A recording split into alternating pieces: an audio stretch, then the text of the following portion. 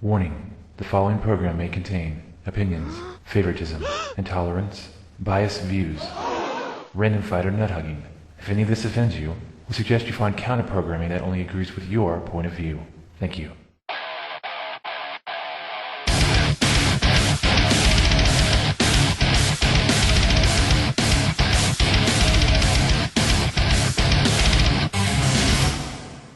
What's up, everybody? Osborne and McCarty are back for another MMA topic. This is going to be the first of two parts. And our topic, overrated and underrated fighters, or overappreciated or underappreciated fighters. We're going to start with the overrated, overappreciated fighters first in this segment. And again, we'll say at the very beginning, we want to hear your comments as well. And again, we're going to try our best to be unbiased as possible on these. But keep in mind, when we throw these names out, these are not people that we dislike. Maybe one or two of them, I don't know. But I think the facts will kind of speak for themselves, and we'll do our best to kind of explain our case and why we pick these particular guys. But start with you guys. I'm going to go and start with the first one. And I do feel this guy is overrated, and his name is Clay Guida. I like the guy a lot, but I think because the UFC knows that he is such a big fan favorite, they just keep giving him amazing matchups that I don't think he really deserves. Like, he just lost to Diego, and given it was a really good fight, and he definitely tried his best, but I think he clearly lost that fight. I don't think there was any problem with that. And he's lost, and he gets Kenny Florian, who just is coming off a loss, for a title for his next fight. I don't know. I just don't feel that that's quite favorable. And I do like Clay, but his style is always the same thing. He is a survivor, but he's take you down and just beat on you. I've never seen, and I could be wrong on this, I've never seen Clay even attempt to pass somebody's guard. He's very content with staying in full guard and just, throwing those gorilla fists down in your face. So because of that, he makes my list for overrated fighters. And, I don't know. The UFC is definitely giving him amazing opportunities, so he can definitely, prove me wrong here in the next couple months. We will definitely see. So, I don't know. Clay Guida for number one. Yeah. Matt, who you got on your list? You Brits aren't going to like this one. But I'm sorry, Michael Bisping. To be honest, I think the guys that he was coaching on Tough have more potential than he does. Good boxer, good kickboxer, okay takedown defense / scramble.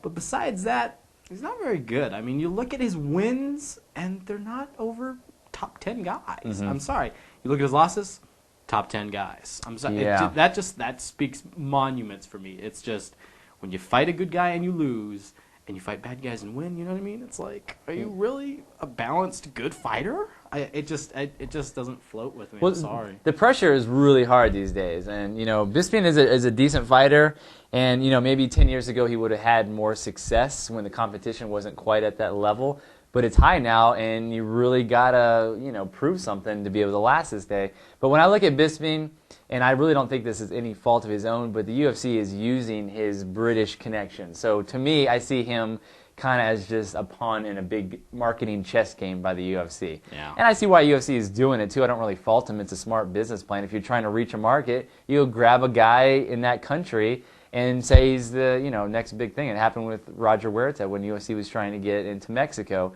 Unfortunately, Huerta kind of screwed the pooch and said a bad thing about UFC. Oh my gosh. And now, they're throwing him under the bus.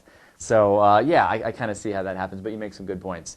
Jared, who do you got on your list for overrated guys? I got Paulo Filho, partly because I don't like the guy. But You're honest. He's just, in my opinion, you need to be a well-rounded fighter. This guy, he's kind of one-dimensional. I mean, he has power in his hands, but mostly jiu-jitsu guy.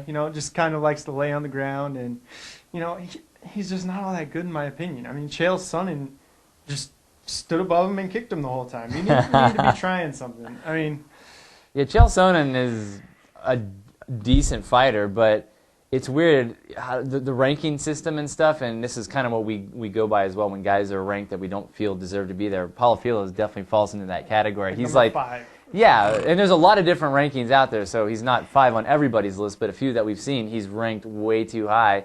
It's like you get one win over, Melvin Manhoef in Asia, and all of a sudden that qualifies you to be that high up on the list? I don't know. I don't think so. So we don't put a ton of blame on the fighters themselves because most of the time, and there are some exceptions, these fighters are not out there saying, I'm the greatest thing in the world. It's the fans that are telling them that and getting them, in that position. So again, this is nothing against any particular fighter, but some of these guys are overrated. And you know what? Prove us wrong. If we are wrong about this, then, Bisping is going to have a fight coming up against Dennis Kang. I think that's a great matchup. And, if he really is back, who knows? Maybe that knockout from Henderson is actually a really good thing. There's a lot of guys. It sure woke GSP up after that knockout from Sarah. So this could be the thing. So we are giving these fighters, a very good chance to be able to prove us wrong. But again, this is part 1 of the video. We threw out a few names. If you guys think of anything, go ahead and put it in the comments below and give us your feedback. But that is it for this video. Stay tuned for part 2 where we talk about guys that are underrated. Should be really good. But that's it. I'm Josh Osborne. I'm McCarty. Here at McCarty. And we'll catch you next time.